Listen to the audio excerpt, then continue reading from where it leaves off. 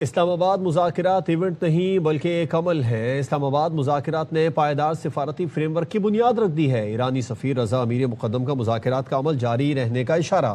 X پیغام میں وزیر اعظم شہباز شریف اور فیلڈ مارشل عاصم منیر کا شکریہ ادا کرتے ہوئے لکھا، پاکستانی اداروں نے مذاکرات کے انعقاد کو یقینی بنانے کے لیے انتھک کام کیا۔ پاکستانی حکومت، فوج، پولیس فورسز کے انتھک کوششوں سے مذاکرات کا انعقاد ہوا۔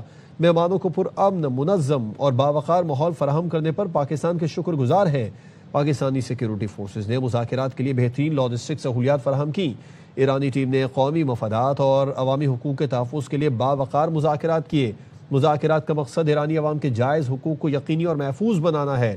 اگر اعتماد اور عزم مضبوط ہو تو یہ عمل تمام فریقین کے مفاد میں ہوگا۔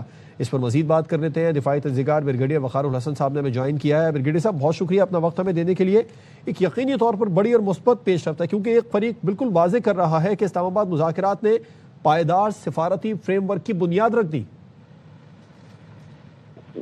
جی thank you very much. I think جو کرائسس ہے اسپیشلی وار ٹائم کرائسس میں سپر پاور انوالوڈ ہو، پھر آپ کے دوست انوالوڈ ہوں اور پورا خطہ آگ اور خون کی لپیٹ میں، تو اس کے اندر انٹروین کرنا کہ پاکستان کے لیے بڑا ہائی اسٹیک رسک تھا، اور لیکن پاکستان نے کیلکولیٹ کیا بیکاز ہمیں مسلم امہ کی فکر ہے، ہمیں ریجن کی فکر ہے اور عالمی امن کے لیے آئی تھنک بہت بڑا کردار ادا کیا۔ یہ تو جب ہسٹری لکھی جائے گی تو پتہ چلے گا کہ کتنا بڑا آئی تھنک پاکستان نے کام کیا ہے۔ جو کام شاید یونائٹڈ نیشن اور سیکورٹی کونسل کرنا چاہیے تھا پاکستان نے اس کو بڑے آئی تھنک خوشی سے نبھایا ہے۔ ابھی اگر آپ اکنالجمنٹ دیکھیں دونوں طرف سے، جس طرح ایرانی سفیر ہے آئی تھنک انہوں نے 3-4 چیزیں بڑی کلیئرلی واضح کی ہیں۔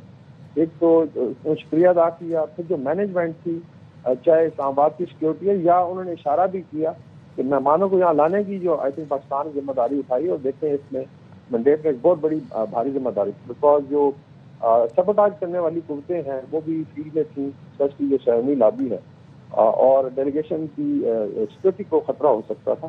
کافی ساری چیزیں مینیج ہوئی ہیں۔ لیڈرشپ کو بھی انہوں نے کریڈٹ دیا، اسپیشلی پرائم منسٹر شہباز شریف صاحب، فیلڈ مارشل عاصم منیر، جن کی آئی تھنک انتھک میں، اور پوری ٹیم ہے، ساگدار صاحب کی ٹیم ہے، فورن آفس ہے، ہماری ملٹری کی ہے، پھر نقوی صاحب ہیں جنہوں نے اسلام آباد کی سیکورٹی کو مینیج کیا ہے۔ یہ آئی تھنک ایک بہت بڑا گلوبل ایونٹ تھا اور اس کی اکنالجمنٹ انہوں نے کی، اور بڑے باوقار طریقے سے انہوں نے مینشن کیا کہ پاکستان نے اور ان پہ پاکستان چونکہ ٹرسٹ ہے ان کو، اس نے اس آئی تھنک جب مانوازی کی اس طریقے سے اور اس احسن طریقے سے اس کو کنڈکٹ کیا ہے، تو آئی تھنک اس میں پاکستان کی قوم اور پاکستان کی لیڈرشپ کا مبارکباد کی مشرق ہے۔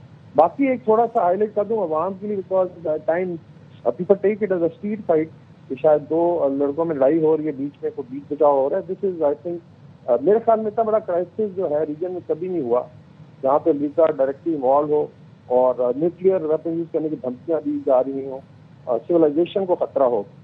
اور اس میں آئی تھنک اگر آپ دیکھیں کہ جاپان سے لے کے برازیل تک اور کینیڈا سے لے کے آسٹریلیا اور رشیا سے لے کے سری لنکا، پوری دنیا سے پاکستان کو بڑے انکریجنگ پیغامات آئے لیڈرشپ کے، اور اس چیز کو انڈورس کیا ہے۔ اور ابھی بھی آپ میسیجنگ دیکھ لیں، آسٹریلین پرائم منسٹر ہیں، اس کے علاوہ جتنے بھی بڑے بڑے لیڈر ہیں وہ ایمفسائز کر رہے ہیں کہ چیزوں کو فردر ڈی ایسکیلیٹ کریں۔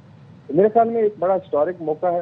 باقی جو لوگ اس سے بہت زیادہ جل رہے تھے، بھارت میں ہم خود جاتے ہیں گودی میڈیا پہ 2 دن پہلے، مطلب ٹوٹل آگ لگی ہوئی ہے، they don't know what to do, اور جس طریقے سے کانگریس آڑے ہاتھوں لے رہی ہے جس کا گرو کو، اسی طریقے سے جو سیونی لابی ہے وہ روزانہ کوئی نہ کوئی نیا شوشہ چھوڑتی ہے۔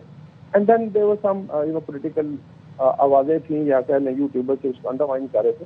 آئی think Pakistan has gone beyond that, اور میرے خیال میں یہ اللہ تعالیٰ کی طرف سے ایک ایسی بنیاد رکھی گئی اسلام آباد کو as A capital of global peace, جو آگے چل کے جو ہے ڈپلومیسی کی کتابوں میں پڑھایا جائے گا، اور آئی ایم شیور ہماری جنریشن جس پہ فخر کرے گی۔ بہت شکریہ بریگیڈیئر صاحب اپنا وقت دینے کے لیے۔